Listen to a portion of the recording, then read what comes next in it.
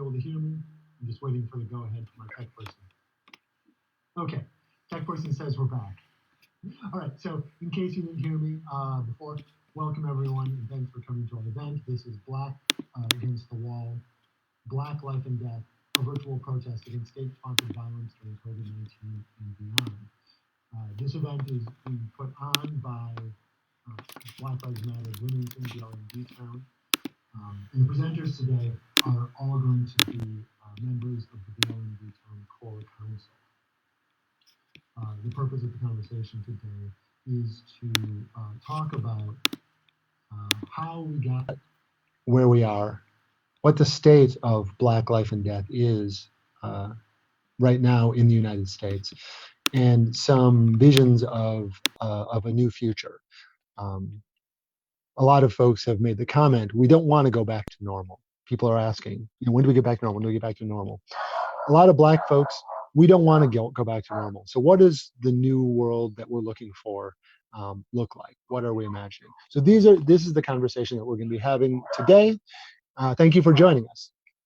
The presenters today are going to be, like I said, BLM B-Town Core Council members. Are going to be BLM B-Town Core Council members.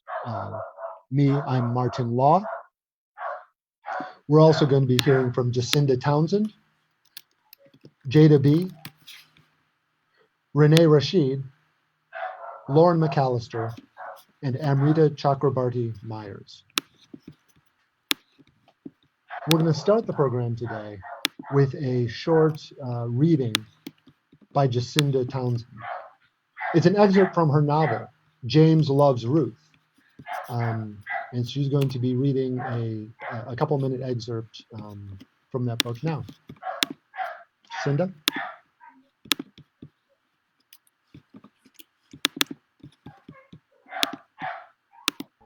It had been 6 hours since the police officer had shot her father 4 times, and the short pop, pop, pop, pop, nimble as the treble clef of a sonata, was on instant replay in her mind. She'd been lying outside in the grass, watching the sky for low-altitude flights from San Francisco. And when she heard the report of the gun, she flopped wildly over to her stomach, thinking the shots were coming from across the privacy fence from Mrs. C's cactus garden. The moment in which she hesitated, the moment it took her to figure out the shots were coming from somewhere within her very own house, was the moment her mind began learning to revise itself. Should she cower out of sight, she wondered? Should she save herself? And then she thought of her father, her one living parent, and in the next second she was running, screaming, "Dad, Dad, Dad," because she already knew. And for a long time afterwards, she thinks she knew because she held her father just that closely in her consciousness. But years later in college, she'd take psychology 4 and learn about distance and perception. And she'd wonder if she'd heard on the wind a disturbance of sound wave as Bob Bradley scaled the fence to get to her bedroom. And her father argued with him, and the neighbors saw this entire sequence of events and called the police. Had she smelled on the air the fine microscopic particles of gunpowder as the sheriff took his high-range rifle, got out of his cop car, and aimed at the darker man's chest?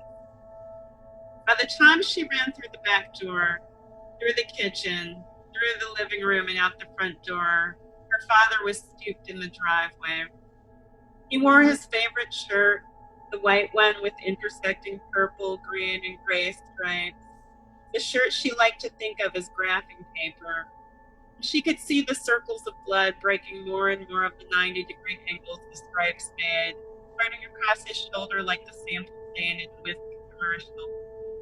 From behind her father, she could see the policeman still pointing his gun. She could see Bob standing with his hands straight up in the air, his hazel eyes turned almost gray in the sunshine, tears oozing out of them. From behind, she saw her father's arm bent at the elbow where he was clutching some part of his own interior, and she saw the defeated sag in the legs of the brown pants he wore on the day he spoke to her 6th grade class about accounting as a career, and the day he told her and Wendy to go outside and rake the leaves in the front yard, and the day he picked her brother up from his 16th and last day at Riley Children's Hospital. She saw her father fall over. She heard his head smack against the black top of the driveway he'd just refilled with Henry's.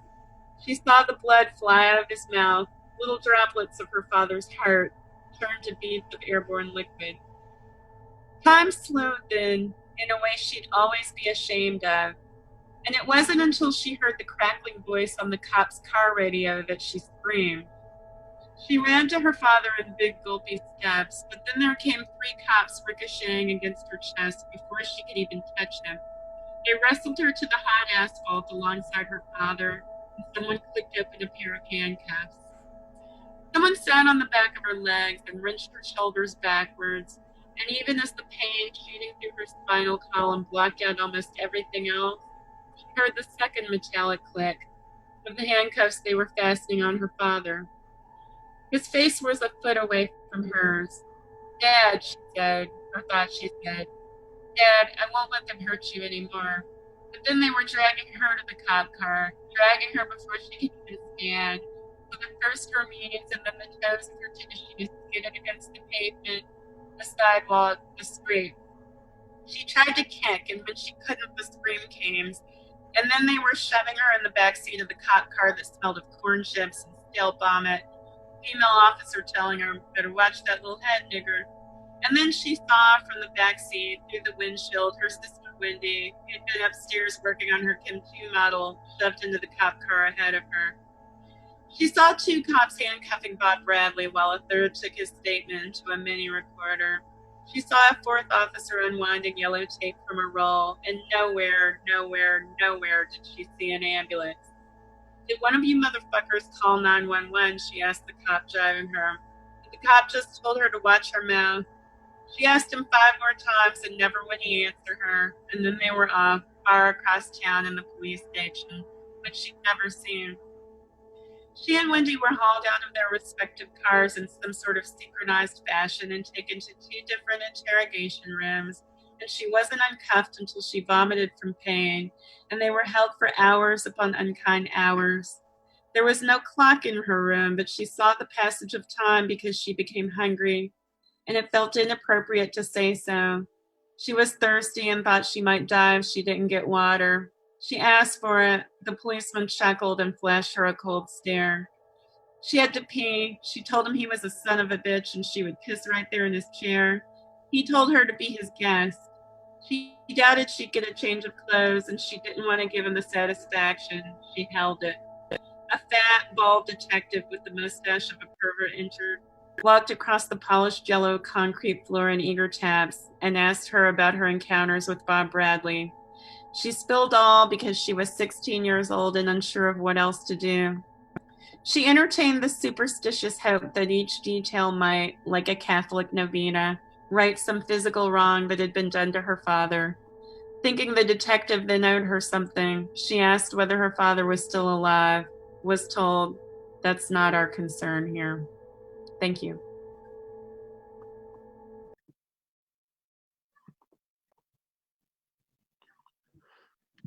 Thanks, Jacinda. That's a reading from Jacinda Townsend's novel, James Loves Ruth. And in many ways sets a stage for a lot of what we're going to be discussing today.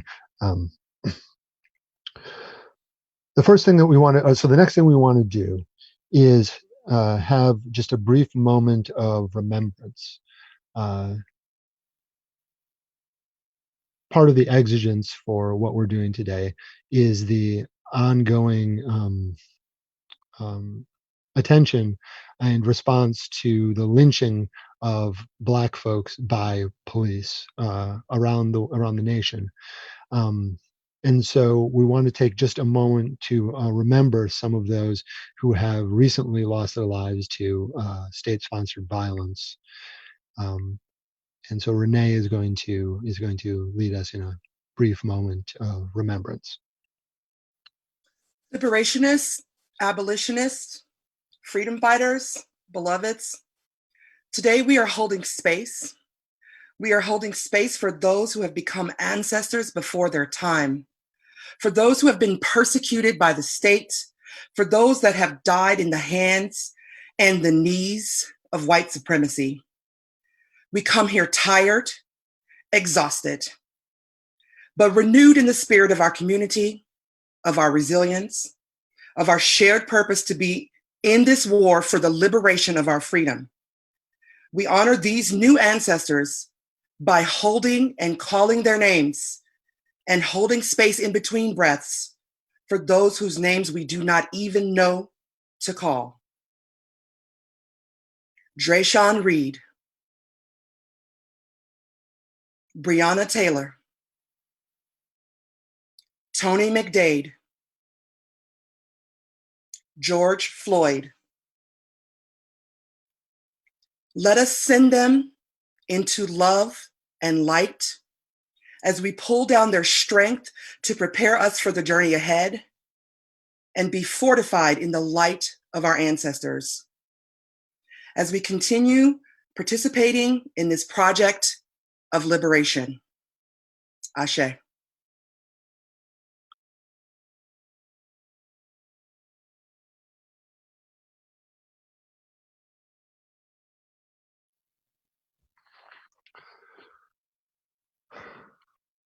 So as we start our conversation today, we're doing it with with those people and all those others who died in the fight for liberation in mind. And so I think the way we're going to start the conversation today is to start by talking about how the current struggle is embedded within a wider history of struggle and done both for our own sakes, for the future, but also in the name of all those who, as Renee said, became ancestors before their time. So I think maybe we'll start by going to Amrita.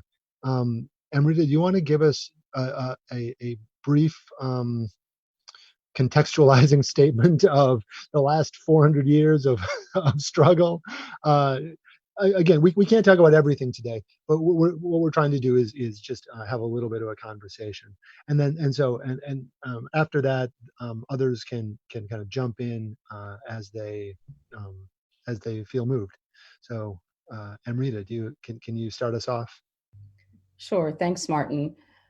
For me, historical context is everything, and so yeah, let's try to do 400 years in 2 minutes, right? But I mean, I think it's important for us to understand that it's not as if we've been struggling for 10 years or 50 years. This has been going on for centuries.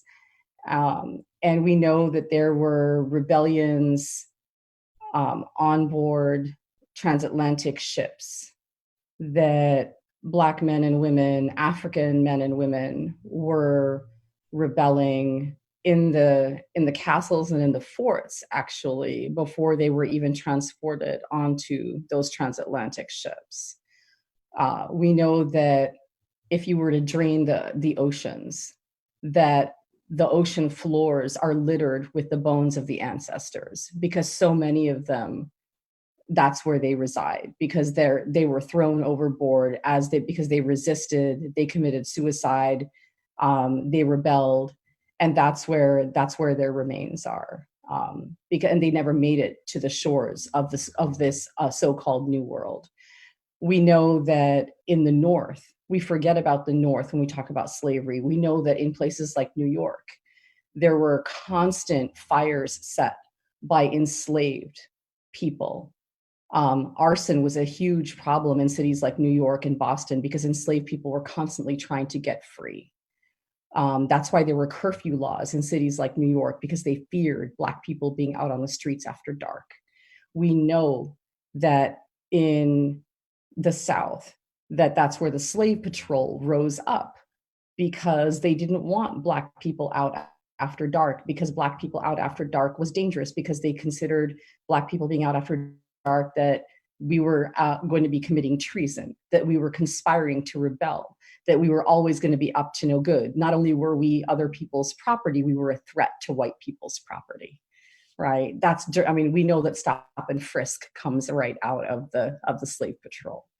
So we know that, and it was also not just massive rebellions like the Denmark Vesey Rebellion, the Nat Turner Rebellion, the Gabriel Prosser Rebellion, which many of us, the rebellion at Point Coupé in Louisiana. It was also a daily acts of resistance, right? Women and men every single day who resisted by breaking tools, by refusing to work or work slowly, by women who refused to get pregnant, right, by aborting their babies, by taking abortifacients, by performing forced miscarriages, by doing all kinds of things, by resisting so they could live to resist another day, right? Those daily acts of resistance were constantly happening, right? And then when freedom came, resistance didn't stop, right? People, absolutely not, because the struggle had to continue, because we had to continue to fight for people to have to acquire the right to vote. And women's voices often get left out of that struggle because Black men acquire the right to vote. Black women continue to have to struggle to acquire that right. And then this is the 100th anniversary of women acquiring the right to vote. Well, white women acquired that right to vote. Black women certainly did not because of Jim Crow and segregation, but women like Ida B. Wells and others were at the forefront of that struggle and get left out of the narrative. Right? We hear about Elizabeth Cady Stanton and Susan B. Anthony, but we don't hear about Ida B. Wells and how she was pushed out of suffrage parades and told to please step out because white women in the South won't join us in the suffrage movement if you are in the parade. And Ida B. Wells says, I'm still going to be there. And then you come to the civil rights movement, and we hear about Dr. King and we hear about Malcolm X, but we often don't hear the fuller story of Ella Baker and Septima Clark, and not even the whole story of Rosa Parks. Black people, men and women of all backgrounds and classes, have been resisting from the slave forts to the civil rights movement and today. It's BLM didn't just come out of nowhere. We are a people that have been resisting for over 400 years. So, if I can, I hope I have not gone over my 2 minutes that I was given, but if I could just, I'm a historian, if I could just contextualize it, the struggle has been long and ongoing, and it is far from over. And I hope that we can dialogue more about this in the next, 7 or 8 minutes that we have together. Yeah. So thank you for, again, compressing all of this into such a brief period. And so what I'd like to have us do now is take a few moments to talk about some of the things that Amrita brought up. She talked about everything from the breadth of types of resistance, everything from outright armed rebellion to work slowdowns to suicide, all these being different modes of rebellion that were available. That it happened in the North and the South in different ways, whether it was arson or any other number of modes of rebellion that were happening. We think of the big ticket kind of rebellions, but there's all these kind of daily rebellions as well. So how does this help us understand what we're doing, what's going on today around the country? Does anyone else have anything they want to a comment that to any of those points? Hey, one of the things that struck me clearly about what Amrita was talking about there is that multitude of approaches, the ability to adapt, the ability that Black folks have to adapt and create a wide base of how we approach different struggles and different ways to fight. And to bring that into how we do things today, that there is a multiplicity of approaches that we do, everything from voting and using our voting block to really control things. If it weren't for Black voters ensuring that certain people don't get elected in many sections all over the country, we would be in a lot worse trouble than we are now. Our voting bloc is one of the strongest voting blocs in this country in terms of how powerful and how united we vote together. But, you know, not just stopping at the multiplicity of approaches, but that that all of these approaches are valid, you know, that we look through a bunch of different lenses, that Black folk are not just a monolith of one idea, but that we all have different experiences and live different lives, and therefore we can go through things differently and approach things differently. One of the things that I'm constantly reminded of is the struggle of the 60s being transposed and trying to put onto the struggle of today. And there's a disconnect in that what the folks were going through in the 60s versus what we are approaching today, while it is a similar fight and the same fight, sometimes the approaches that worked in the 60s won't work today or haven't been working today. And that's where we sometimes get into this conversation amongst ourselves about how best to approach something, whether we are the good example of good Black people, or whether we are just true to ourselves and therefore respected and listened to because all of us have merit.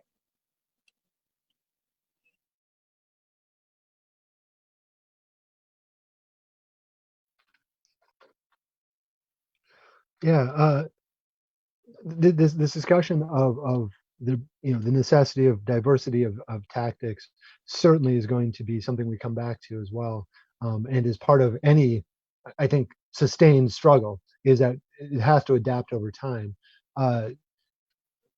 Amrita, did you have something else you wanted to add?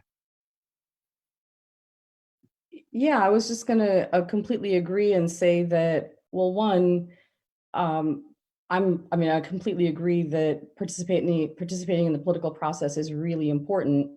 But as I said yesterday, voting, you just can't be a one-trick pony. Like, that's not voting is important, but if that's the only thing you do, shame on you, because that can't be everything, because that's only one thing. And I mean, this is a many-headed hydra that we're dealing with in terms of white supremacy and the way it has insinuated itself into the very fiber and sinew of the nation. And it has to be addressed and attacked on multiple fronts using multiple tactics and strategies. The other thing is that, like the Constitution is supposed to be an evolving document, right? We have to change with the times. And therefore, things that worked 400 years ago, 300 years ago, or even 50 years ago don't necessarily work today, right? And so we have to look at the society that we live in now. And we have to be, like, in terms of technological changes, the shifting demographics of the nation, and we have to plan and move and shift accordingly. So.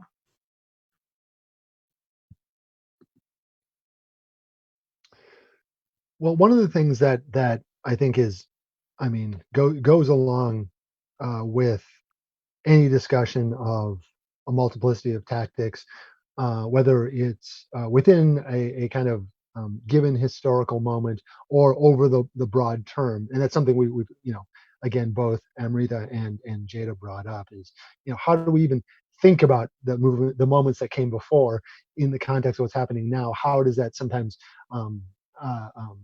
take over the present moment, make it more difficult for us to work? If anything, what we want to do is use the force of what came before to help propel us forward, not let it hold us back.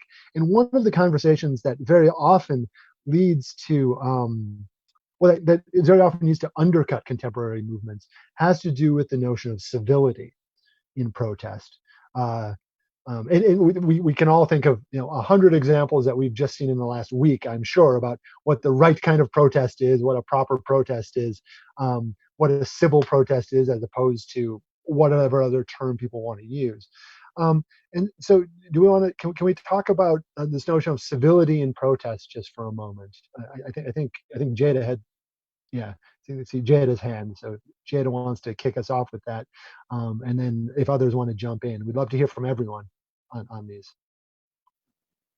This is Martin. This is my I don't know if I would say favorite topic, but perhaps my pet project topic, where so much of the work that we do in Black Lives Matter has been thwarted in this community, in the Bloomington community, by the insistence upon civility and the insistence upon tone policing and the concept of peaceful protesting and that cudgel, to use like a weapon to say, we're not listening to you unless you speak to us nicely. And now that comes from that a community that is predominantly white and considers itself liberal or progressive or Democrats or whatever. And so we're constantly hearing this, like, you must tone police or you're too aggressive. I mean, how many Black folk watching now or in our core council have heard someone tell you that you are too aggressive when you are speaking your truth, when you are standing up for yourself and when you are fighting for your rights? I think of it is I gave a talk not too long ago about confronting white supremacy, and for me, in Bloomington, we don't face some of the same problems that happen in some other cities, but the thing that is common in all of that is this insistence on civility. And I liken it to the difference between Voldemort and Umbridge, right? Dolores Umbridge and Harry Potter, and say, Voldemort's a problem. Neo-Nazis are a problem. The police shooting and killing Black people is a problem, and we know that, we can see that is identifiable. But what is not identifiable is how the Dolores Umbridges of the world work themselves into every element of institutions and continually police and monitor Black people and their thoughts and their actions. And so we can never fully get through and break through this barrier.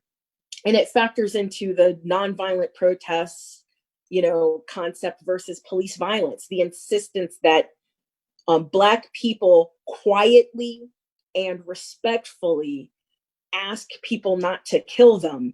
And even when we do that, much like Colin Kaepernick, even when we just take a knee, that is met with extreme anger and hatred by those who are being asked not to put their knee on our necks. And it's such, and then we never talk about the knee on the neck, and we never talk about that violence, and we never talk about the microaggressions and the little deaths, the deaths by 1,000 cuts that happen to Black folks on a daily basis. We never even get to talk about that because everybody is too busy telling us, be more civil. That's excuse me. Well, so and I imagine many people have seen Jada talk about this problem specifically in Bloomington before. She has an hour-long presentation on this that is excellent and incredible. 2 hours, she says. It did go, but it was great. It's great, and so thanks for taking us back through the importance of the importance of making sure that you are not impeding a movement that you think you are in support of by doing, again, these small things like tone policing, not being, as Jada says so eloquently, the Dolores Umbridge, even if you're not the Voldemort. And so does anyone else have anything they want to say about this topic of civility and how we're, again, these modes of policing can also impede a movement? Jacinda, Yeah, You have something sure. to I say? just wanted to add that, and I think this isn't obvious to a lot of people, but it should be, that the history of any movement is that the civil side existed only because the uncivil side existed as kind of a threat, right? So even, we talked about we don't want to compare ourselves to the 60s, but the truth is nothing really happened until people felt threatened by the Black Power movement when Stokely Carmichael came on the scene, and especially after the Watts riots, that's the only point at which things really began to move and shift and change. So when people say, oh, let's talk about what's effective, let's be civil because that's what's effective, that's just not even historically true. I mean, this is my pet topic. I could go on and on and on about FBI documents and what really scared people, but it was not the civil side of the movement ever.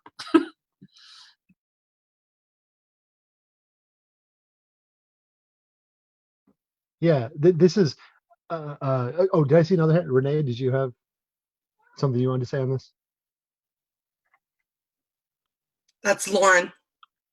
Oh, I'm sorry, Lauren. Did you want to jump in?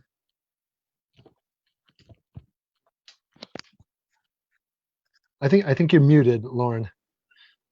Yeah, I think a lot of this conversation can be surrounded around how we go into workplaces also. So professionalism is also a space in which you're supposed to be polite and to be respectful in the way that you're demanding equal pay, the way that you're demanding equal time off, and how we work is how we live. And so it's easy to say to ourselves, well, that's just how you are professional. That's how you protest. Here are the right ways.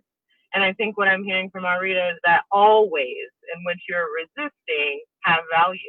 And to think that more people can't be less Betsy DeVos and more Ben and Jerry's is not fair, because they do that. They make really clear what they believe and are able to live with the consequences.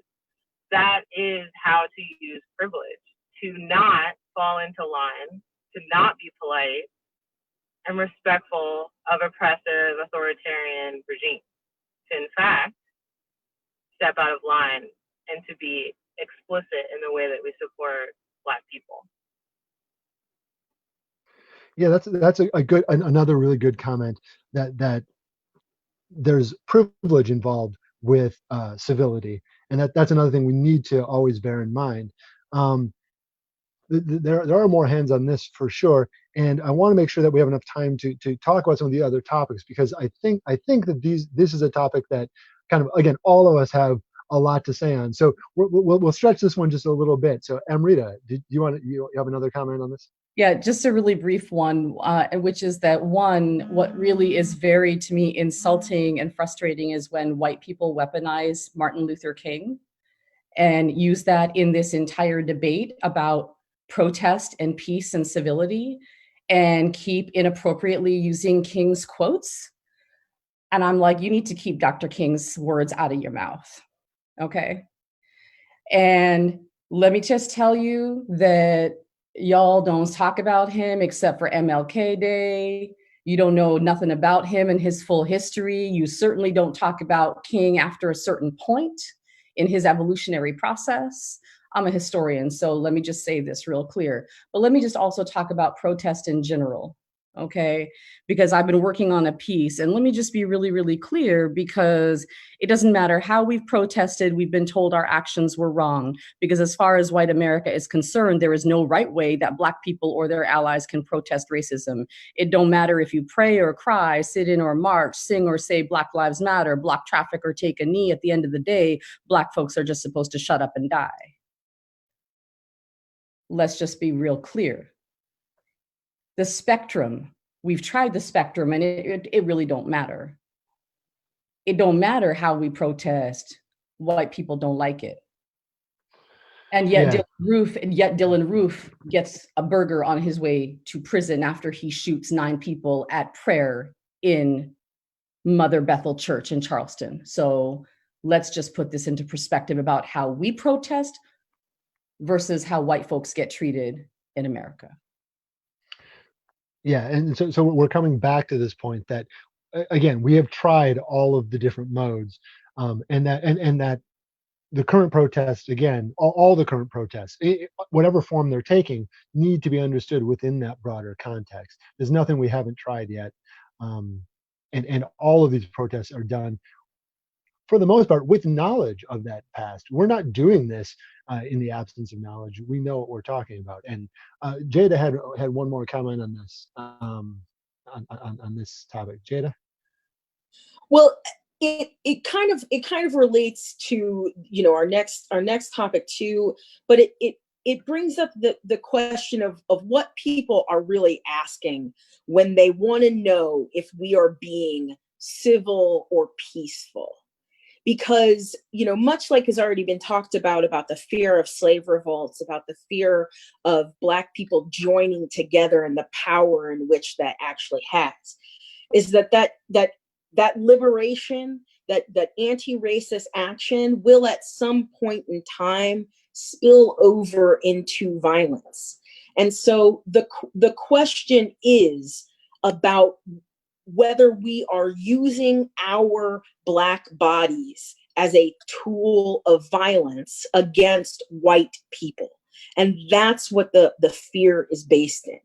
And it's not that that's why there's this continued insistency on us being civil, because it is the absolute fear of a Black planet and a fear of us being in our bodies, in control of our bodies, and expressing our outrage onto white bodies. And the reality is that is white people's history and their legacy, and not ours.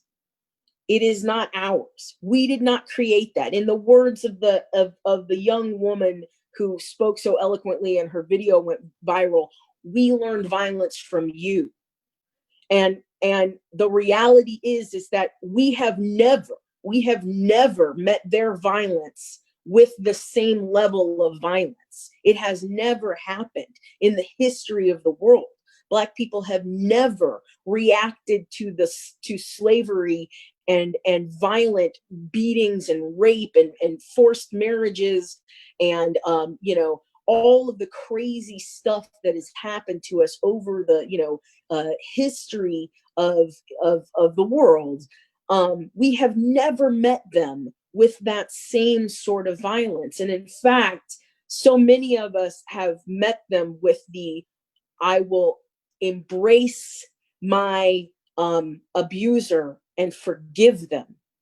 And I personally am not somebody who's going to hug my brother's murderer. I'm going to tell you that right now. That's not me. But I do understand the impulse, because it is about trying to move on, trying to get them to see that we are human and we are trying to move on. That is not my approach, nor do I necessarily recommend that that's how anybody approach someone who abuses them that thoroughly. But it is so interesting that it's always the question, especially on Black Lives Matter individuals, like, you guys want to be violent. You're with those violent Antifa people. You want to come in and kill everybody and take everybody's stuff and tear down our precious monuments of Confederate glory and blah, blah, blah, blah, blah. But the reality is that we are simply and even quietly, in my opinion, quietly asking for liberation from the oppressiveness of white culture and white supremacy. And that's not, it isn't inherently violent. The violence that happens is perpetrated by the others involved, is the person who's doing the oppressing, you know, is the individuals, is the system that is doing the oppression. That's where the violence is. So, do we want to have then a longer conversation about the violence inherent in state oppression of black liberation? Does anyone have anything they want to? Because I mean, again, specifically because of the moment where we're in right now, you know, this has all been kicked off. again, as we've been saying, not out of nowhere, but the most proximal cause that most people can point to is, in fact, state-sponsored lynching of Black people. Um, a number of them in relatively short order.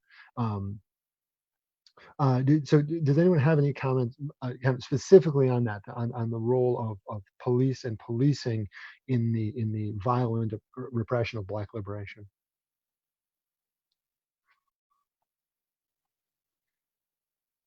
I thought I saw a hand. Oh, Jacinda. Jacinda's got it. No, I was saying Jada. Jada. Oh. Jada, do you want to jump back in? I can. It's sort of the topic that I had to go on for the next thing, but I'm sure it'll bring up stuff that other people want to comment on. So going back to the civility element of that, is that then when we pull in the police into this conversation, police are the enforcers of white supremacy civility. And so like Amarita so gratefully talked about earlier about the slave patrols coming out of policing coming out of the slave patrols and things like that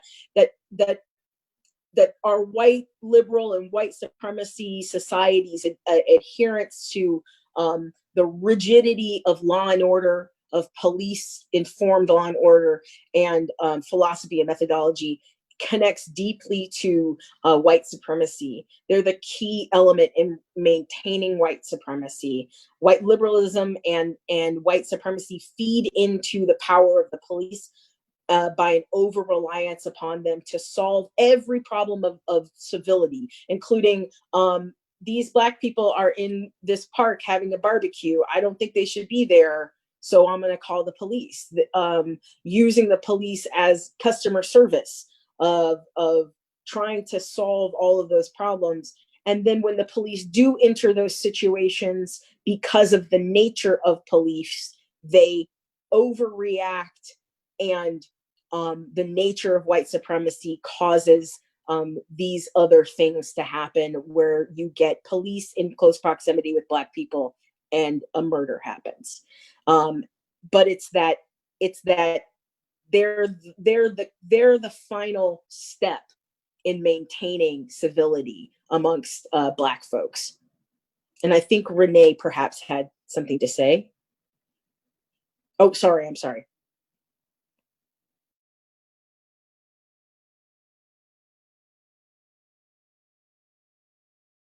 Yeah, Lauren?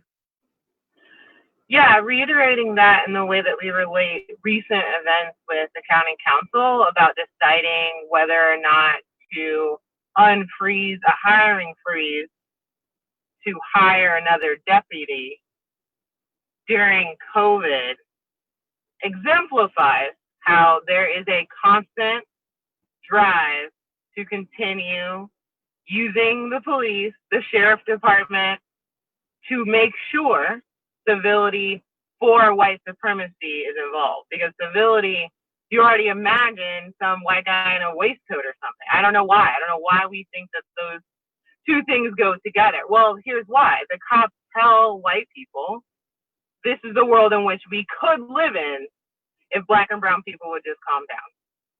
If they would just sit down, if they would just follow the rules, everything would be civil. And so for our community to show up and say to the county council, you have another option.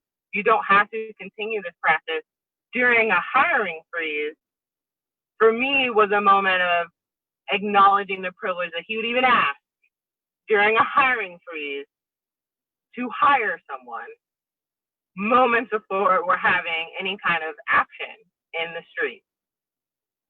It's an incredible amount of timing and tells you clearly that they were not thinking at all, considering at all how the community will react, and we're only obligated to tell us. That's a failure. Yeah, and the fact that call to unfreeze the hiring freeze, as you said, it came right around the same time that there was a very large protest against police violence planned in Bloomington. It if it seems like it might have been a reaction, but certainly was poor. It certainly it looks bad, and they either didn't notice or didn't care. Which again, as Lauren just said, is kind of, if anything else, just looks incompetent. It looks like um, uh, it looks like a city government that is not well suited to deal with these issues, at the very least. I mean, another connection that Lauren brought up is that this is happening, as we said kind of at the beginning, in the context of a pandemic. And a lot of people commented about Minneapolis. It's wild that you couldn't get funding to help curtail the medical health impact of this pandemic, but suddenly there's nothing but money to outfit the police with all sorts of military gear, hire police from neighboring municipalities, from neighboring states, pay the National Guard to come in and put down black, well, activists who are protesting the murder, the lynching of a black person. And so I think that's another thing that we might want to wrap in here, is that this is all happening in the context of a public health crisis that is also disproportionately affecting black people. We've got everything from, again, the underlying health disparities that that even not in a pandemic situation, black folks have worse health outcomes in almost every circumstance. But in addition, this COVID-19 in particular seems to have higher mortality rates for black people than for others. So, and we could get into this in a number of different ways. One way would be to think, if nothing else, just about public funding. The fact that we're sending all this money to police that could be sent to take care of folks. We could think about it in terms of the broader context of black health, how white supremacy is itself, on some level, a public health crisis. So does anyone want to help us think through this connection between state-sponsored violence and pandemic, or even put them together, that that they are part of maybe even a broader pandemic? Jacinda, did you have something? Yeah, sure. I want to say, just to piggyback on what you're saying, one thing that we've seen also, that is connected to the pandemic, is that we've seen our economy just completely crash. We have levels of unemployment that I think are beyond the Great Depression at this point. And let's be real. I mean, thank you, Minneapolis, because this week has been sort of like Christmas for those of us who want police reform, for those of us who want criminal justice reform, right? And it is only because, what did we see? We saw the destruction of property. What are the police there to protect? Property. And I always say, you can, if you're black, you can be mad at the police as a someone who they hunt down, but you can also be mad at them as a crime victim, because they're not there to serve, respect, and protect everyone. They're there to serve, respect those who are at the top of the capitalist system. So I think it's very much connected. I mean, I would love for us, as we go forward, this week has seen so much sort of re-envisioning of what we can do. We have the Minneapolis City Council is thinking of, what is abolition? What does abolition mean? I think one thing abolition does mean is that we do take those resources and we put them into the world in a way where we don't need the police, because we're not sucking from the bottom of a capitalist system that is there to not only oppress people of color, but turn us into the bottom of that ladder and turn us into new modern day slaves, right? So I look forward to continuing this abolition conversation. Yeah. Amrita, do you have something you wanted to you wanted to add to? Oh. I think you're muted, just Oh, Amrita. okay. Yeah, I can't figure this out half the time. Uh, yeah, I was just thinking about all of the, as we're talking about, defunding the police and the connections as well to decarceration, and the links between these things. Los Angeles, of course, the mayor just announced the other day that they're going to defund, they're going to take $150 million right away from the police. And they're going to divert that $150 million from the budget to things like community policing efforts, mental health, social services, et cetera. It's a drop in the bucket, but it's a step in the right direction, right? And all of a sudden, things that were impossible 3 months ago or 6 months ago are amazingly possible now. These things have always been possible. They're eminently possible. They've always been possible.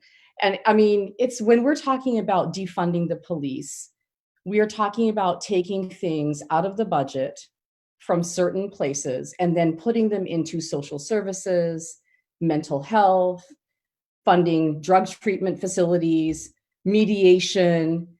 We're talking about legalizing marijuana. We're talking about legalizing sex workers so that you decrease the need for the police force and increase other things. We're also talking about getting people out of jail who are sitting there for marijuana crimes and sex work. We're talking about legalize, so it reduces the prison population, right? For people who are there for nonviolent offenses or things that are not even offenses as far as I'm concerned, right? You're decarcerating, you're putting people back into the workforce, right? You're also making things safer for sex workers. You're giving them health insurance, right? You're protecting them, and you're also, making our neighborhoods safer, right? Instead of criminalizing drug addicts, you're giving them, or people who have addictions, you're giving them treatment, right? You're doing all kinds of things, right? If cops say they don't want to be social workers, don't make them social workers. You're also not putting them, you're not criminalizing homelessness, right? Because police officers are being sent into communities and put against the homeless. You are reducing police forces, and you're taking that money and putting it where it is going to best serve our communities by helping people. And that's exactly what we mean by defunding the police. You're taking money away and putting it towards the community where it will do the most good. But it's a two-part system, because by decriminalizing certain drugs, by decriminalizing sex work, by getting people, we have so many people sitting in jail who can't even get out because of bail policies, right? By reforming the bail system, by doing all of these things, you are decarcerating and you are defunding the police. It's a two-pronged system, because our justice system is unjust and it attacks Black people. It attacks Black and brown people, because it is our people that are sitting, that is the majority of the prison population. And we are the most highly incarcerated country in the world, number one, period. Be higher than China, higher than Russia combined, per capita and whole numbers. So if we address this head on, if we defund the police, we also decarcerate simultaneously, and we take all that money and we put it into the community, and we put it towards social work, mental health, tracking drug addiction, all of these things. The money's always been there. Nobody's ever wanted to address it because they don't care about our communities. And all of a sudden now it's like, we can find the money. Of course you can find the money. So Yeah, the downside of doing this event over Zoom is that no one other than us can see each other reacting to what's happening here, because we've got to keep everyone muted when they're not talking. Otherwise, you all know from Zoom, it just gets, but that's not, at that point, I don't know. If you've ever been to a Black event, people have things to say. Amen. And exactly. And we've been saying it. You just can't hear it. So, yes, so this is great. And what this brings us to, I think, is starting to think about, okay, the money has always been there. Okay, it's just the will hasn't been. But maybe we've got a minute where the will is there just for a second, right? Just for a second. It's a popular thing. This is something that, of course, you've probably seen going around. All of us have, and hopefully many of you watching have as well. That, yeah, it's cool to care about this stuff right now, but this is sustained. As we've been saying, this is part of a 400-year struggle, right? 400 or 500-year struggle. So we can't just be excited about it right now and forget about it next month. This has to be ongoing. So what are some, so I think Lauren actually had some things, some ideas about what it looks like to go forward. What are some of the things that we need in order to to build a better world, right? We're starting, folks are starting to get in tune with the things that don't work. Policing, the way we've been doing it, doesn't work. Underfunding health for Black, brown, people of color, indigenous folks, poor folks, doesn't work. It leads to a pandemic. So what we want to do now is maybe talk through quickly a couple of ideas about what we need to go forward. Just before we do that, though, I want to mention that if you have any questions that you want to throw into the Facebook Live comments, that would be great. We'll have about 20 minutes or so to address them pretty shortly here. So we'll try to talk about as many as we can, which won't be nearly as many as we get. Yeah, throw those into the Facebook Live chat, and we'll see what we can do. But yeah, I know that Lauren had some things to say again about building a better future. Yeah, I think what Amrita said is the money's already been there. Guess what? So has the land. The land has always been here. It didn't go anywhere. It's been here the whole time. It's who's been occupying the land is the question. So when we think about moving forward, first of all, stop shopping at the city market. There's a Nazi there. Second off, you can genuinely consider how to support Black and brown vendors, prioritizing them. So we get a lot of conversation about how we need to reimagine. Black women are reimagining in this world every moment of every day because we aren't welcome in it.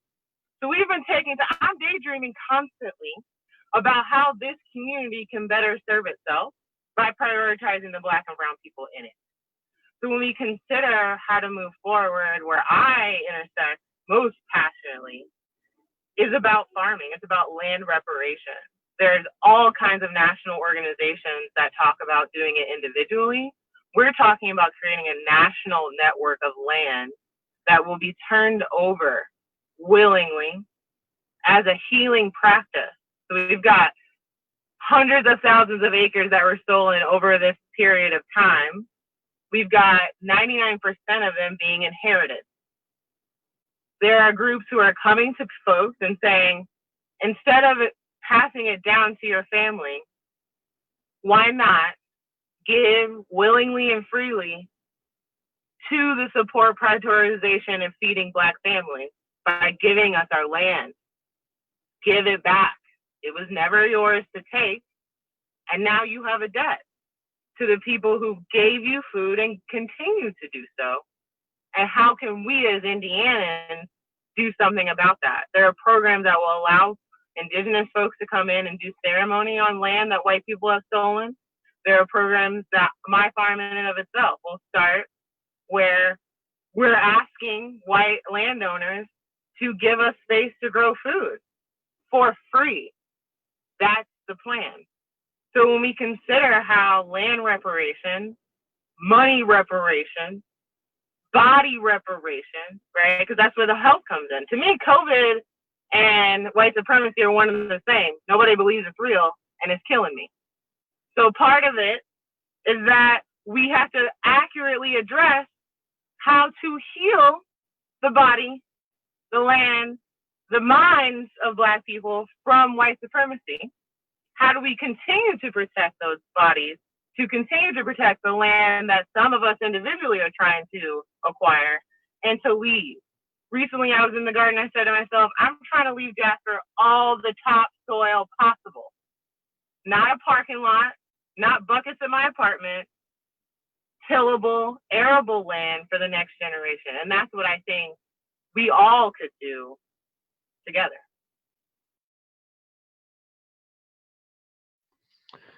Yeah, that is, I don't know. Yes. Yes, that is part of that is a huge part of the path forward. And one of the great things that Lauren brought up is the notion that having dispossessed Black folks and Indigenous folks of their land is, in a sense, also dispossessing them of their bodies, of their health. We had a comment from our friend Abagunde, who talks, who's saying that you know the history of the struggle kind of leaves its mark on, as they say, each DNA strand of Black folks. That this is part of the heritage as well, and this goes to Lauren's point that, right, it's impossible to dissociate those things like COVID from white supremacy more broadly. We have, let's see if we have any other questions coming in. It's great to see people engaged. We've got a lot of comments, but fewer questions, which is fine. The questions are there as a service if folks had things they wanted us to discuss. So I thank everyone for watching and engaging. Jada has something she wants to throw in right here. Well, I want to like let us fully listen and think about some of the things that just happened. Okay. Lauren just said, much like COVID, white supremacy is something that people don't believe exists, but is killing me.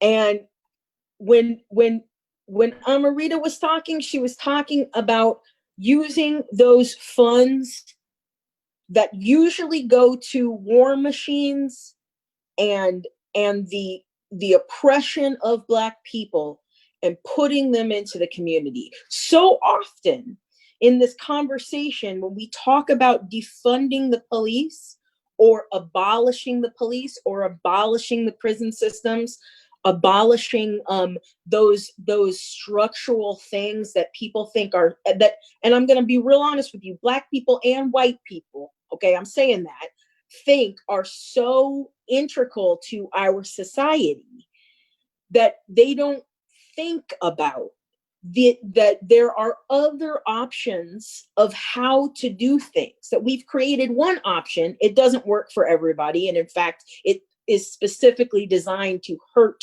a particular group of people and possibly several groups of people, right? But we have created this one model. It does not work.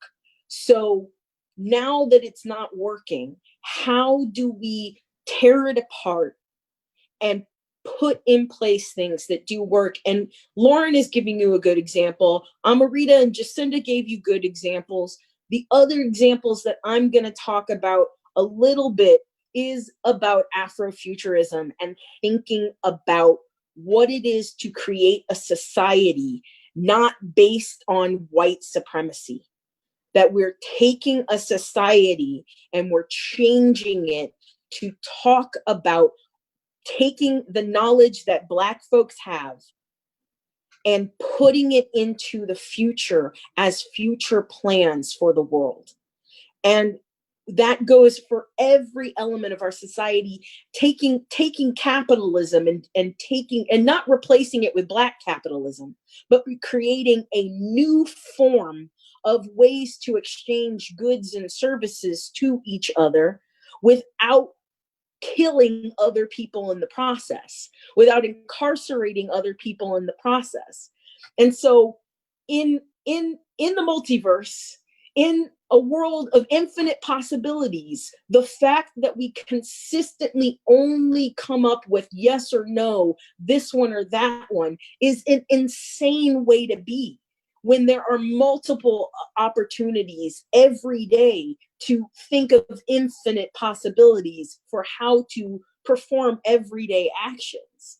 So I just encourage all of us to really pull all of that together and think about an Afro future that isn't so locked in binary thinking. And Black folks are a brilliant way to pull our collective historical and ancestral knowledge together, working with our other brown brothers and sisters and siblings to create a new way of envisioning the world where white supremacy is not the dominant culture.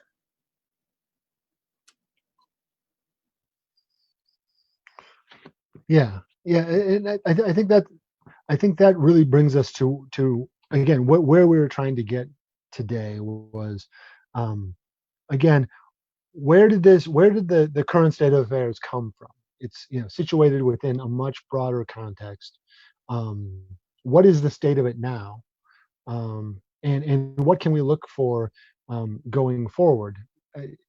Given that, again, for many of us, returning to normal is not what we want, right? Again, that's a slogan you keep hearing in regards to COVID, but then later also in response to, I've seen it from a lot of, I get probably primarily white folks in Minneapolis saying, when can we just get back to normal? When can these protests be over so we can get back to normal?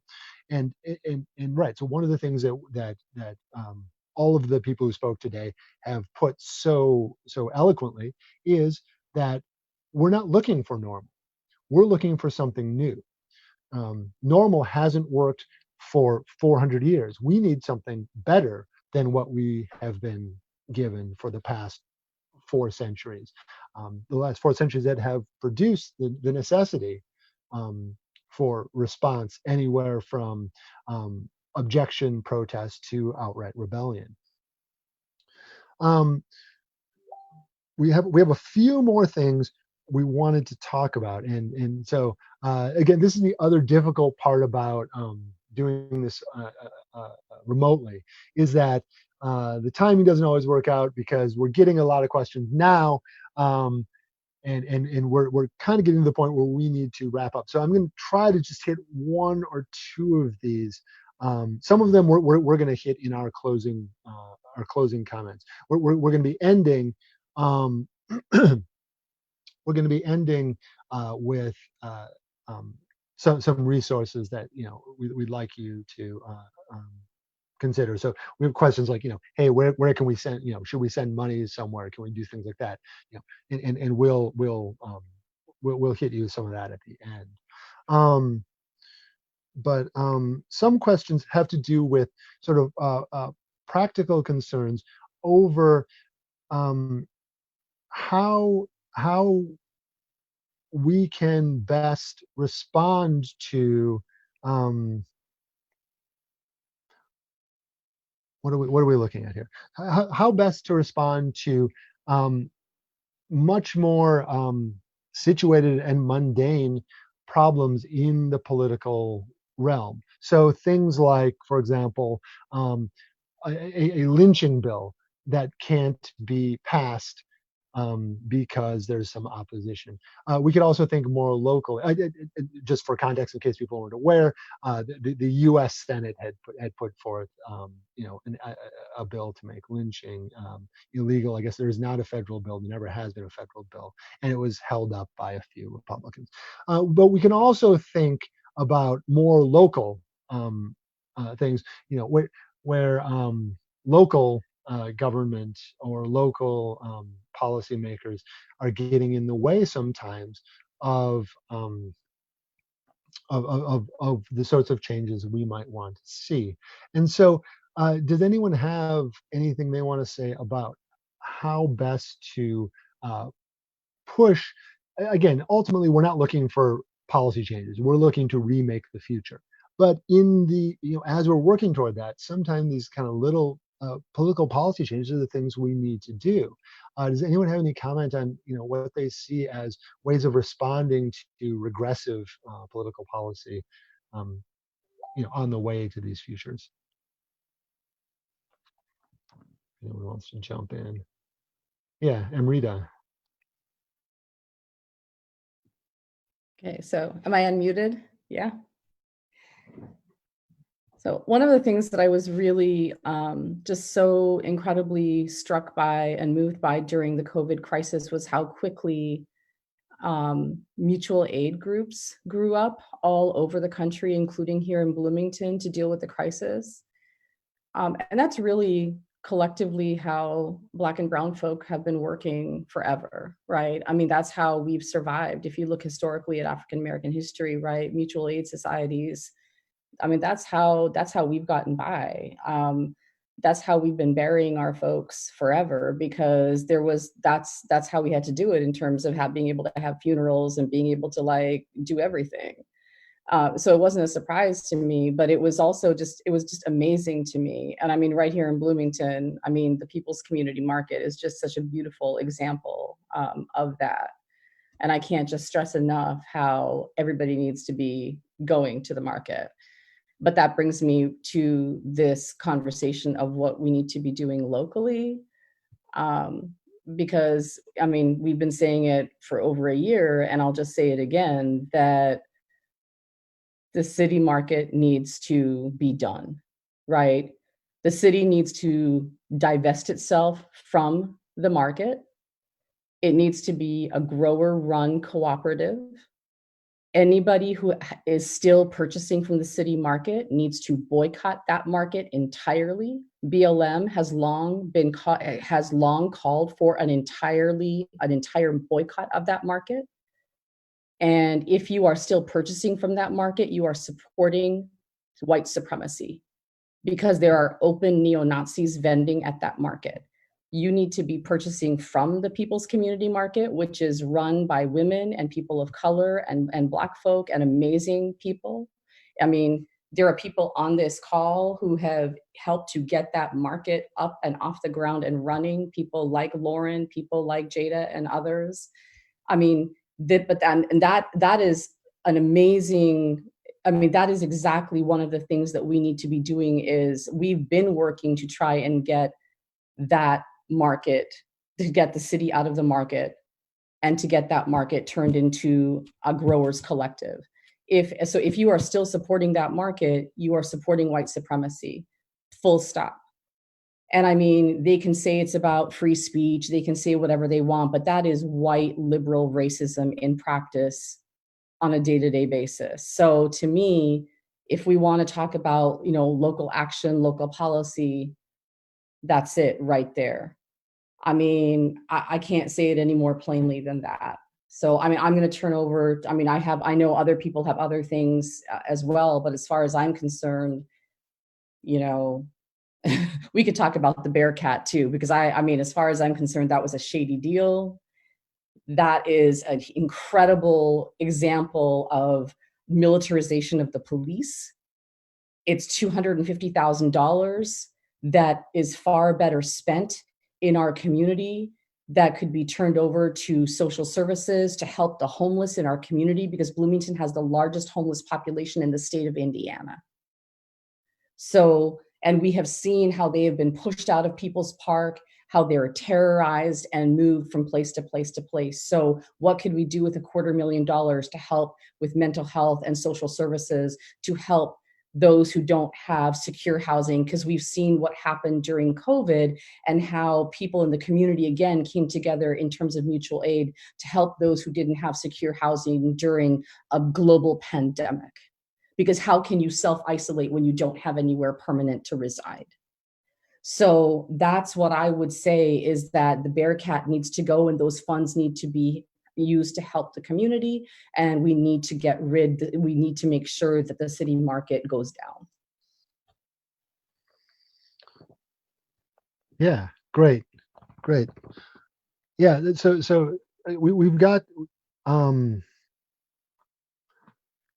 we've got some more questions here. We've got a question about.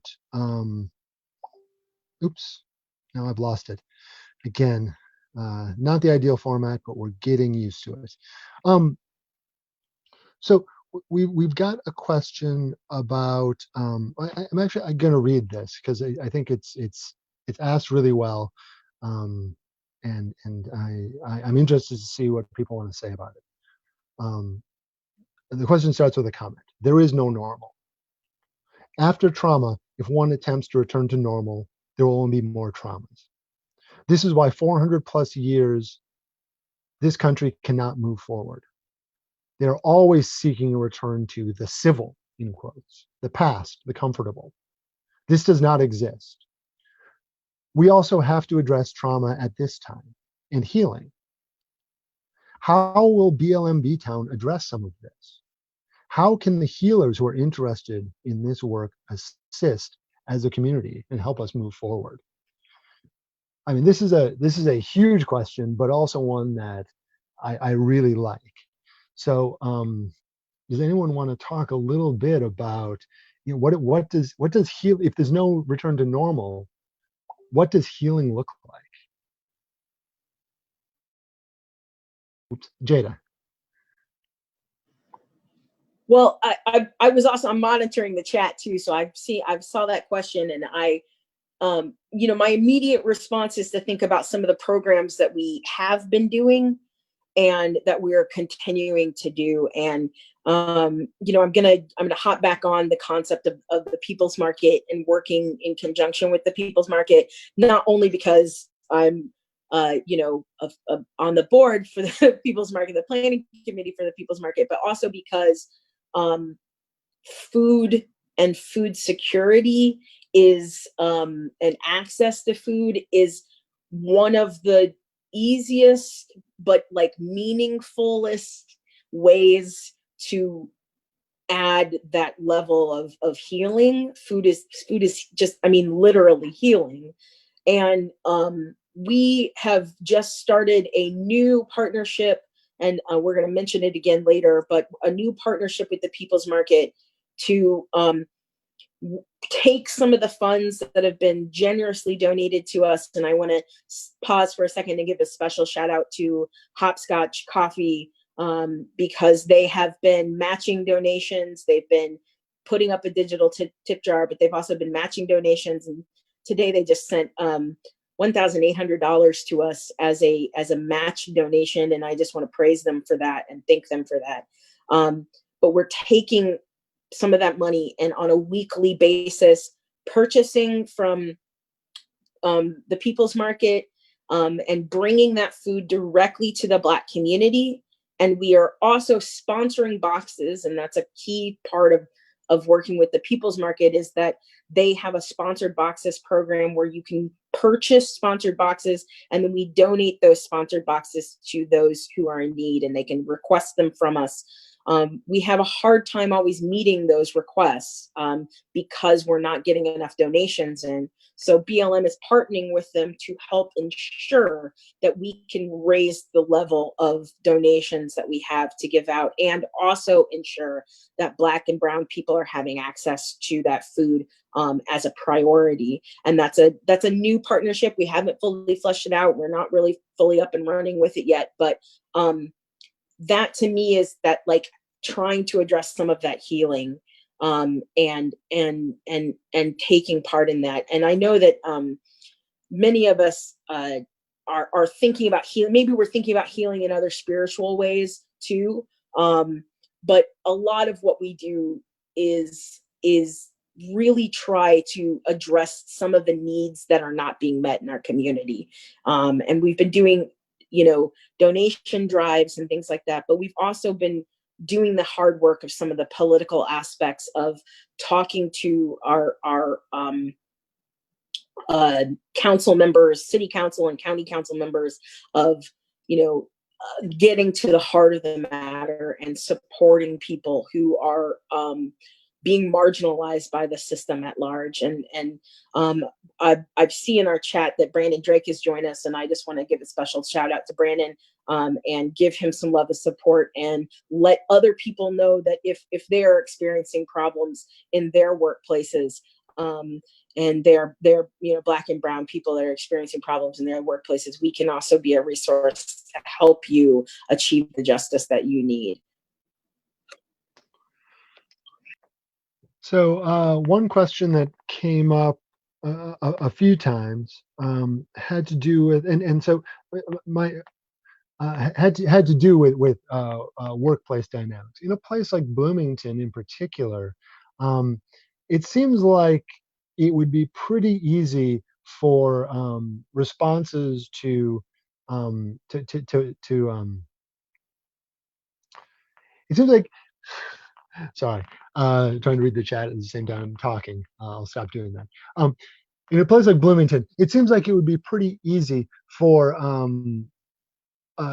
attempts at structural change to turn into something more like tokenism.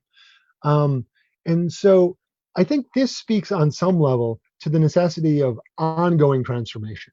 And in fact, Brandon brought this up in a question as well. How do we make sure that the sorts of transformation that people are doing in the Bloomington community is kind of more holistic? It isn't, tokenistic hiring. It isn't jumping on board with a with a movement when it's popular, then forgetting about it next month when the next thing comes along. What advice do we have for people looking for more substantive change?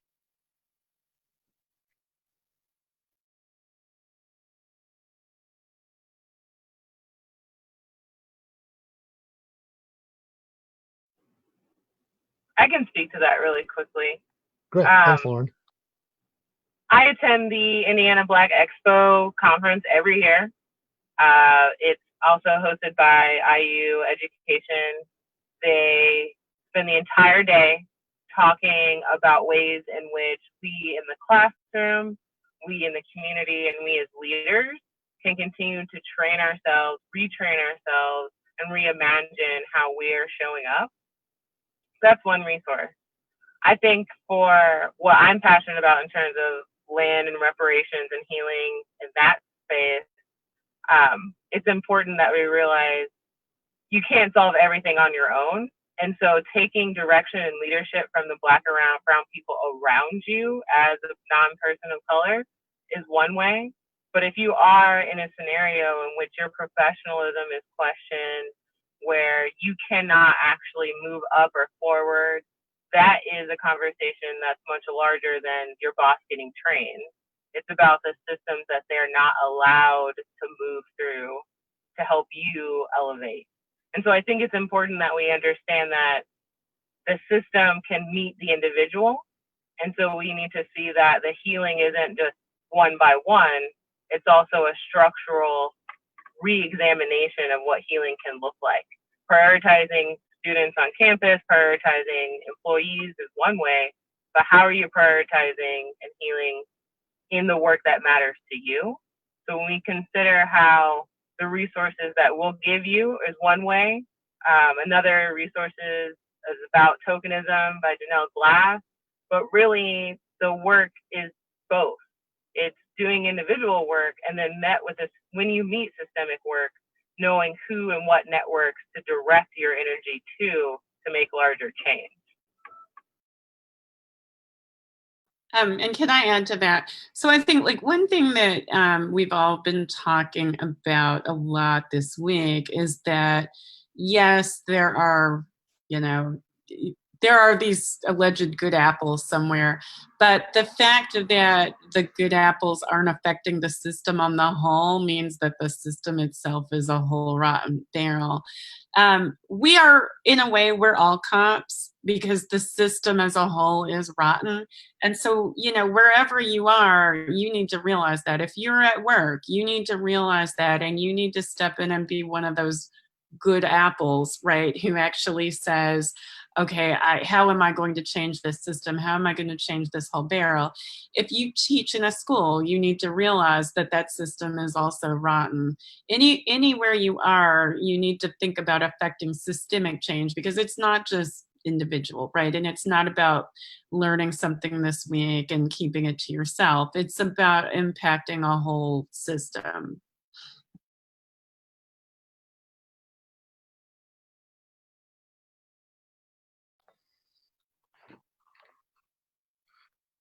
Yeah, great. I so let's see. I'm trying to scan through and see if we have. I'm looking at our program. We don't want to.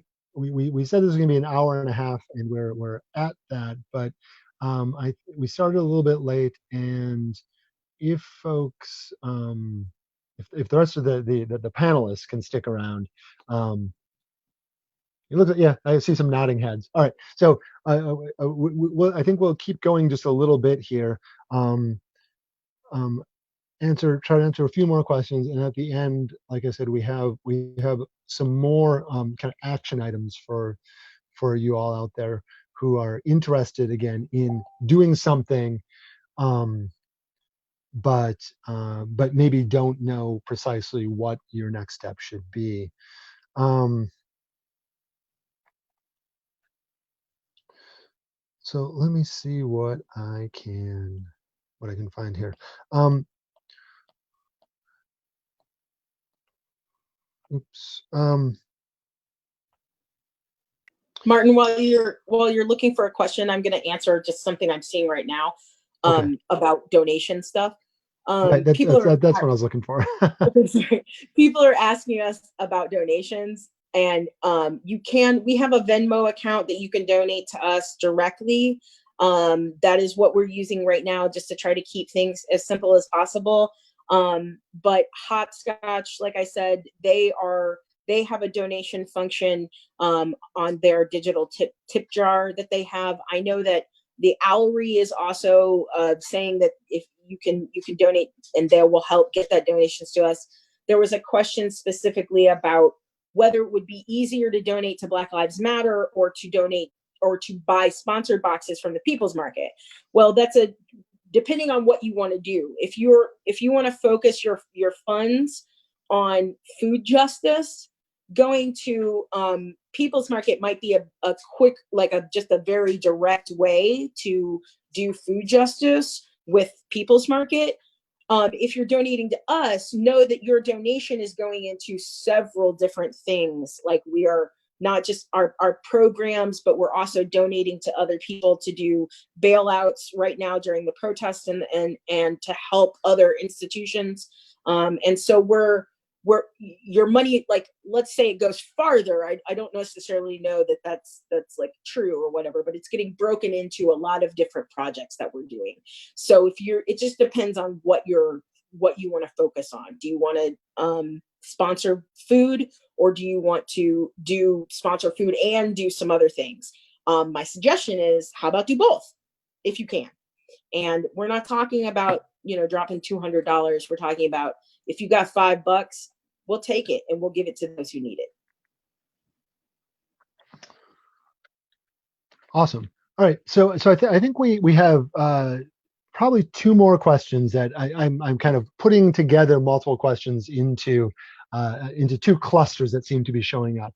One is, I think, kind of piggybacks on that last conversation we had about systemic change, and this was a question about more Black voices in art. And things like that, and this is, I know this is an interest for a couple of us in particular, but also it makes me think. I think it was yesterday or the day before, a local artist, Nat Bowden, put out a statement basically calling for no more concerts, shows in town that are just white dudes. And this is, makes me think of, whenever I see calls like that, I think, how many shows have I been to where it was, 4 bands that were just all white dudes? Many of the shows I really liked. it's a fine configuration, but statistically improbable, if outside of a system of white supremacy. It is statistically improbable that there would ever be a show where all 16 people up on stage are all white men. Vanishingly improbable. And so these kind of calls to actively make sure that we have better representation in things like arts, but also in other venues, I think are important. So I know we have, like I said, a number of artists, creators, in this crew. Do folks have things they want to say about more, getting more Black voices into the arts? I mean, this is a in the literary industry, right? It's not necessarily things don't happen at a local level, but it is very much about gatekeeping, and I think it's like that all across the arts, right? In the visual arts, in the literary arts, even in music. And I think it's incumbent on people wherever they are gatekeepers, and often people don't realize what kind of gatekeepers they are, but it's important to understand that we all need to usher in voices, and not only is representation is important, yes, but one of the reasons representation is important is that James Baldwin has this quote, everything has been taken away from Black people, and when you take away their artists, they're going to be furious, right? And it goes to something. Sorry, I'm rambling a little bit, but it goes to something I did want to talk about, which is Black joy, right? So I want to say I'm so happy for you all today, because this is my Black joy is resistance. Like people are like, "Oh, are you down?" I'm like, "No, because everybody's resisting right now. This is my joy." But another joy we have as a community is art. So it's incumbent on not only us, but white people who are gatekeepers to keep pushing, keep pushing, keep pushing. It's not, like you're saying, Martin, it's statistically impossible that there's going to be 16 white guys, but that's not always true, right? So yeah, I think it's just about gatekeeping is all I want to say. Yeah, right. That was absolutely my point too. Is that if it weren't for gatekeeping, this would never just happen by chance, right? It's yes. So I absolutely agree.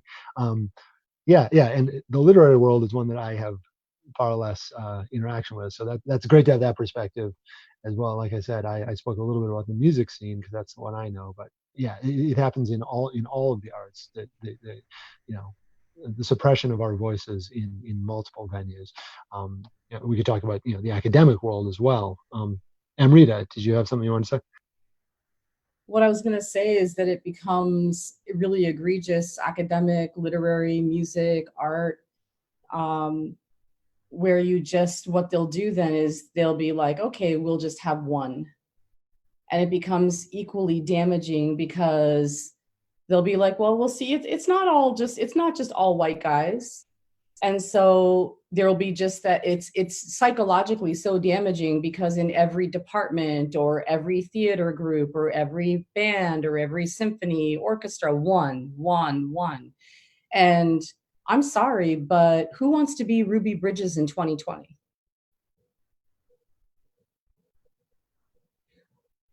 I'm not here for that.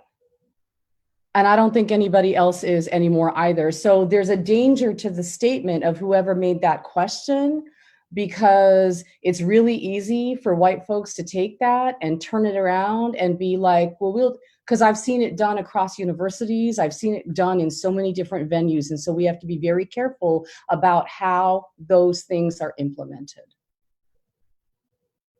Can I say just one last thing? Jada said early on, we are not a monolith.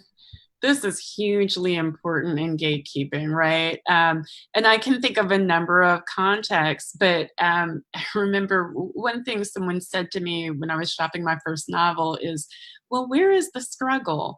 and I thought, I'm not sure like what struggle you're wanting to see there, but it may be a different struggle that you're, but I mean, it happens a lot. I think we all see it in music, right?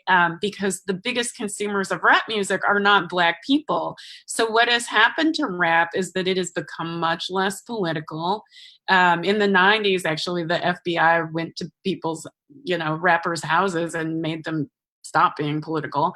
And so again, it's like the gatekeeping sort of presumes that we're this monolith, and not only that, but that we are there to be consumed by white people, and that our art doesn't need to represent us all. And so this is something that another thing gatekeepers need to think about. We're a pretty big body of people in our diaspora. Yes, that's terrific. Can I just, I'm just add one sentence. If we're, Oh, sure. yeah, I mean, if we're really invested in this, then you're going to be a lot, you're going to go to music festivals and see all Black bands. You're going to have all Black theater troupes. You're going to go to departments and see multiple Black people in departments, not just one or even two, and it's not just, and they're not going to all be in the Black Studies department. And you're going to actually invest in those Black Studies departments. They're not just going to be programs, they're going to be departments. Okay, it's going to be a multiple dollar investment across the board in a lot of different ways. And this gets to exactly the point that Jacinda and Jada were making, that that it has to be that way because we are not Black. There is not one Black opinion about things, and the kind of tokenizing makes it seem as though there might be, that we've got the Black guy, so we're all good here. No, again, as Jada's words were, we are not a monolith. Yeah, and so I think this gets us to our last. The last question I think we want to address, because we can't go all night. This last question is about collaborating, collaboration either with BLM or collaborating, BLM with other groups. And so this question, I think, actually, most of this, for practical reasons, has been kind of speaking to a presumptively, on some level, presumptively white audience. It's Bloomington. It's a very white city, but I think this question, maybe we'll be talking a little more directly to Black folks who are saying, hey, what can we do in terms of either working with BLM, becoming active ourselves, and things like that. So I guess the way we might frame this is, a lot of us are veteran organizers. Most of us don't want to be. Most of us would rather be doing something else with their time. But we are, by the circumstance of the world that refuses to let us do what we need to do, veteran organizers. And so how can folks, either young folks or folks new to the scene, learn from what we're trying, what we've done? What can we tell them in terms of either doing their own stuff or working with us, or anything along those lines?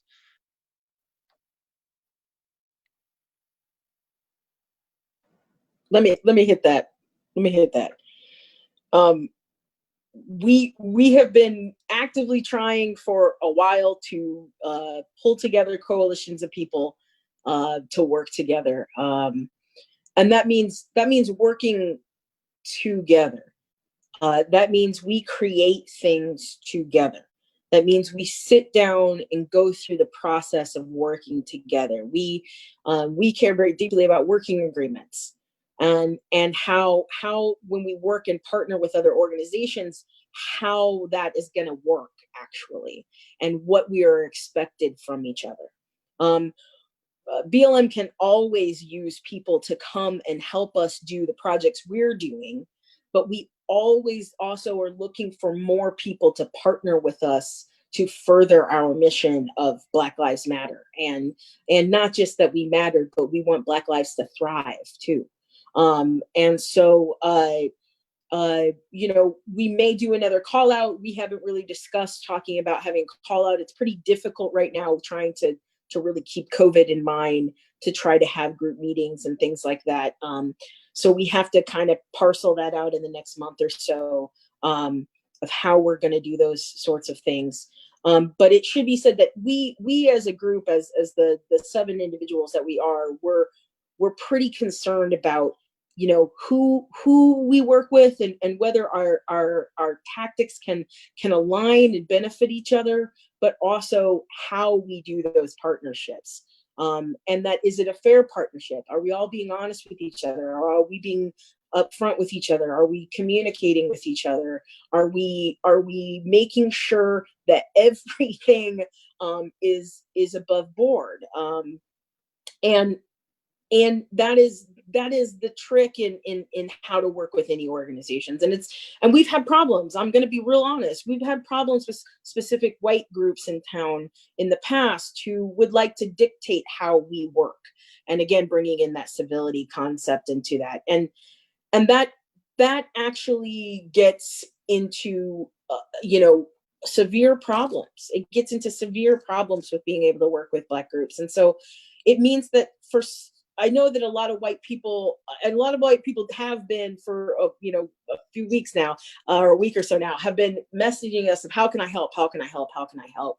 And, you know, we've been advocating for people to do things like, if you are able-bodied and physically able to go where you are needed, that is a model that we ask, you know. Black Lives Matter in Indianapolis has been repeatedly asking for bodies to come, and in fact, right now at 3, they had a sit-in at the Circle building, whatever it's called. I can't think of it. Monument Square or Circle or whatever. But they have asked for bodies. Other BLM organizations in other parts of the country have asked for people who are able-bodied to come help them, and in particular for white people to stand in front of them, to be a block and a protect against the police, to physically put yourself on the line the way that Black people are doing. And I know that may sound scary, and it is scary. And in particular, given COVID, it's scary. But so that's something that we're asking people who are fully ready, you know, like understand what they are getting themselves into. Other things that we're asking for are through donations, and we've dropped some links into our chat here. There's links on our page as to how you can donate to us directly, but there's also national bail funds. There's national bail outs. We work with other organizations all over the country who are doing those sorts of things. So why I'm saying money is that money goes into actually helping people do things that the state is not doing right now. Now, we would like to turn the state into doing those things, but they're not. So let's us get together and help ourselves. Then there's the other element of self-reflection, of how can we address anti-racism if we have not addressed our racism within ourselves, right? So we're asking white people, Black people, brown people to address the racism in the room first and foremost. And so now's, especially because we're still kind of quarantining, everybody's still kind of quarantining, now's a great time to access our resource list that's on our page. We have just updated it with more articles containing, you know, why do we really need the police? Police are attacking journalists. Don't let cops join our protests. Rubber bullets are anything but non-lethal. They should be banned. So these sorts of articles that are about what's happening right now, we've added some of that to our resource list on our website. We've also added some more conversations about how to become an anti-racist. But it's, you know, I always use the analogy of, you know, when you're on an airplane and you're going down and they say, put your air mask on first and then turn to the other person and help them put theirs on. That is because if you can't breathe, and I'm saying that on purpose, if you cannot breathe, then how can you help someone else to breathe? If you cannot fully understand racism, in how it's ingrained in you and how you act in the world, how can you help someone else? And to that end, I'm going to say one more thing. I'll shut up real quick. We have on our website, in our resource list, a download where you can go download Layla Said's workbook. She has a book, and she has a workbook that's called Me and White Supremacy Workbook. And it is literally a guide for you to go through yourself and and do the work of examining the racism within you. And I wish y'all could see the reactions from my fellow core council members, because I'm loving it. But it's do that work, look in the mirror, talk to yourself in the mirror, and figure out what it is that you need to pull out of yourself so that you can be fully present for everybody else. Okay, so we need to wrap up now. We're getting close to 5. I think we've said everything that can be said. That's not true at all. This has been really great.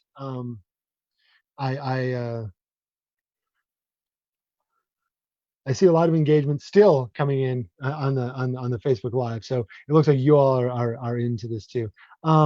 Hopefully, you all have learned some stuff, have gotten some questions answered, and can be better agents toward the Black liberation that this group and so many other groups in town and around the country are working toward. I think we want to head to the end of our program then. We're going to have a short reading by Jada B. No, we're not doing that? We're cutting that? Okay. So, so I guess then we're going to go to Renee, who's going to quickly basically give us a summary of some action items that we want people to take in. And now I'm being told maybe we're not doing that either. We are doing that. Okay. Like I said, trying to do an event with 7 people not in the same room comes with some challenges. So yeah, we're gonna have Renee give us some, like I said, some kind of summary action items, as well as talk about some. We're going to talk about some upcoming projects that BLM is working on, and then we will all go and enjoy the rest of our afternoon. So Renee. Okay, briefly, just on some action items. What can we be doing? Okay, so I've pulled these action items from things that we have said. Dr. Myers spoke yesterday, and she had these action items. One is IUPD is a campus police force and they don't need guns. IUPD must disarm. Number 2, BPD doesn't need an armored assault vehicle. BPD needs to sell the Bearcats. Okay. The city of Bloomington, number 3, the city of Bloomington has shown that it can no longer handle the management of the Bloomington Community Farmers Market. The city needs to divest itself of the farmers market and privatize it so that it can be managed equitably. Okay, now what is Black Lives Matter Bloomington doing right now? Just briefly. We have coming up our Juneteenth event. It will be on Friday, June 19th. Please turn into our Facebook page for information about that. We have used the funds coming in. We have created a micro grant for students and families who are pursuing higher education. There will be 4 grants for our children to help further their education. We are also going to be working on our med kits and med training. I want to go ahead and give Jada the mic just a second to talk about partnering with People's Market for free local food for our Crestmont residents and Black residents. Go ahead, Jada.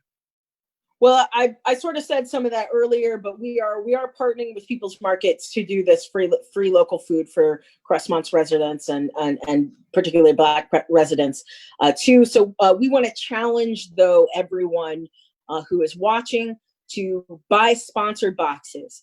Go to the People's Market, divest from the farmers market, the city-run farmers market, and invest in the People's Market and help us do one-to-one donation. So you buy a produce box, sponsor a produce box. You buy a meat box, sponsor a meat box. You buy a loaf of bread, sponsor a loaf of bread. You buy a dozen eggs, sponsor a dozen eggs. That's what Black Lives Matter is doing. So we are asking you to do that as well. Awesome. And so we also have donated funds to the community members and bail funds in multiple states, most importantly in Wisconsin, Indianapolis, Kentucky, Louisville, and Minneapolis, Minnesota. And then lastly, I can speak about the Dignity Bag Drive that is going on. The Dignity Bag Drive is happening in conjunction with the Unitarian Universalist Church of Bloomington. You can find details on our website. Please check the website for most needed donations. And you can drop your donations at the UU Church on the portico side in the marked boxes for them. Those are collected daily. And shout out to the folks who are helping us corral and get those out. Those will be delivered to our homeless population on the 4th of July weekend. So go ahead and donate and give in all the ways that we have listed. We are taking your support and sending it back to our community. Great. So I want to thank everyone for coming and hanging out with us for a couple of hours.